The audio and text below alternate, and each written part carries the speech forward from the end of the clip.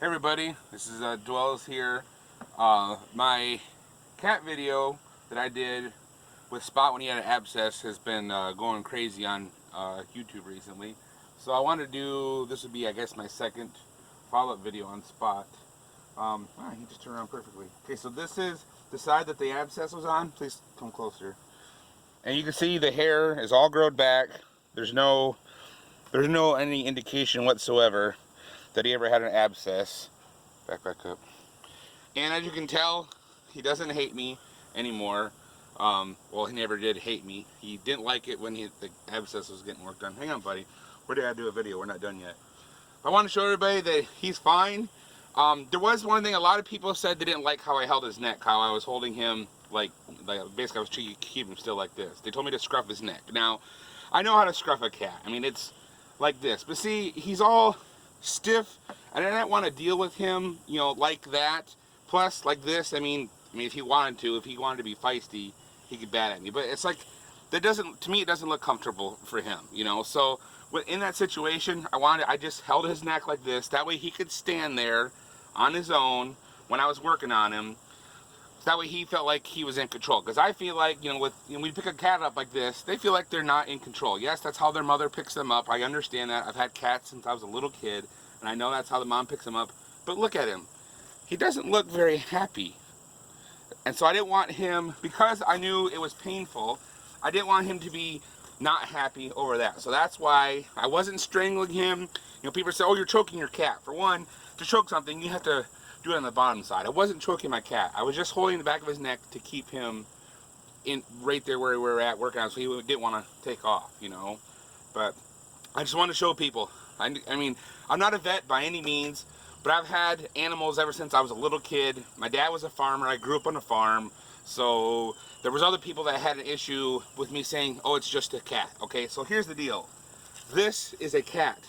This is a feline animal. It's not a human being. That was the point I was making, is that it's a cat. If it was my child, my son who's holding the camera right now, and he had a medical issue, yes, I would take him to the doctor, which that happened a few months ago. He broke his arm on a bounce house, and we took him to the emergency room and got that taken care of.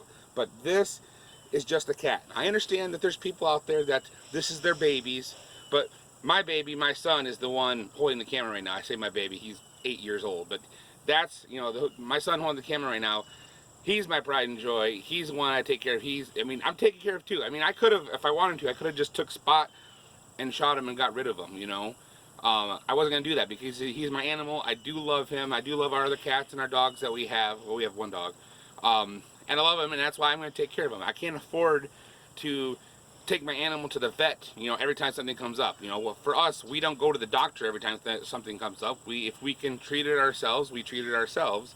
If we can't, and it's something outside of what we can treat, that's when we go to the doctor. We are self-sufficient people. We want to take care of ourselves as much as we, ouch. We want to take care of ourselves as much as we can and not have to rely on doctors or, you know, other professionals. If it's something we can do ourselves, like, you know, I know how to do mechanic work. If there's something I need to do on my vehicle or my wife's vehicle, I do it myself. It's a part of being self-sufficient and self-sustaining. And I know there must be a lot of people, because I got a lot of hate comments, a lot of must be city slickers that don't know how to take care of themselves. I'm a person, I'm sorry, but I know how to take care of myself. I know how to take care of my family. And that's what I was doing. I was taking care of my pet. You know, the abscess that he had, you know, people say it was a cyst. It wasn't a cyst, it was an abscess. The difference between a cyst and an abscess is a pocket of pus infection that develops and underneath the skin, basically. Whereas a cyst, there is actual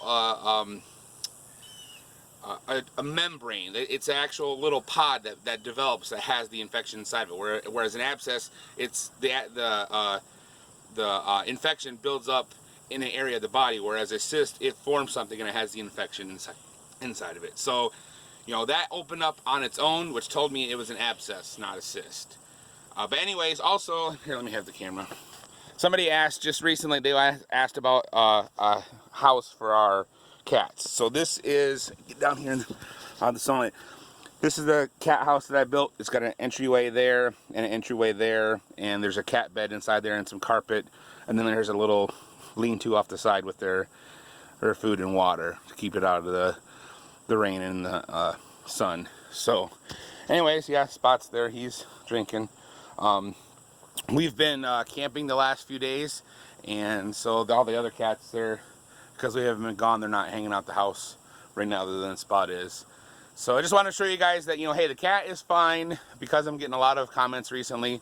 So I'm going to hopefully be able to tag this to the first video and just understand where I'm coming from. Yes, I said it's just a cat. It's true. On a biological standpoint, he's just a cat. But he's a cat I love and care for. That's why I was treating him myself, because I don't have the money to take him to the vet every time something comes up.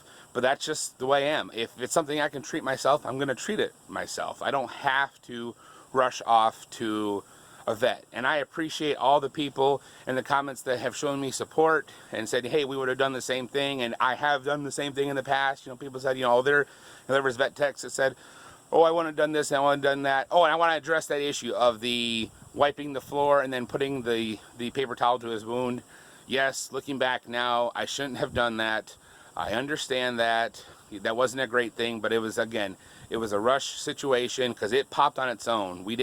I didn't, you know, lance it myself or anything. It popped on its own. So we were just rushing to clean it up. And looking back, yes, I shouldn't have wiped the floor and then put the wound. But at the same time, I was pressing the infection out. And if you think about it, yeah, if there's other stuff on the floor, which you guys didn't see prior to the video being turned on, is we wiped the floor with Clorox wipes. We wiped the floor down because it already had a mess. Spot already had some of the stuff on the floor, so we'd already wiped the floor down. So you didn't see that to know that the floor had been wiped down. But yes, it was not good to wipe the floor and then put it to his wound. But I was squeezing infection out of his wound into the towel. And yes, you know, potentially other bacteria and stuff could get in there by the towel being on the floor first and then going to his wound. But since I'm pressing things out, probably not going to happen. Also, I want to address the follow-up care. I originally did this video and I posted it on Steemit on my blog there, and I had pictures of the follow-up care there. But what we did, people said, oh, it needs to be left open. Yes, we didn't seal the wound off. We just put gauze over top of that area. I used tape and lightly pressed it against his fur, not like hard so mad it was there. But then we took an Ace knee bandage, like a knee wrap, and wrapped that, you know, lightly around his body.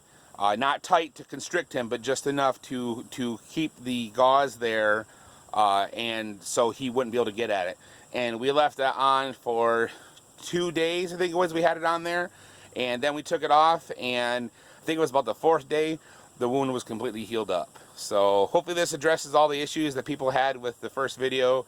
I thank you for your views. I thank you for the new subscribers, and I hope you enjoy my future videos. I don't have anything specific that I, you know, like this is my one thing I always talk about or whatever, just whatever's going on in life. So thank you everybody, and Dwell's out.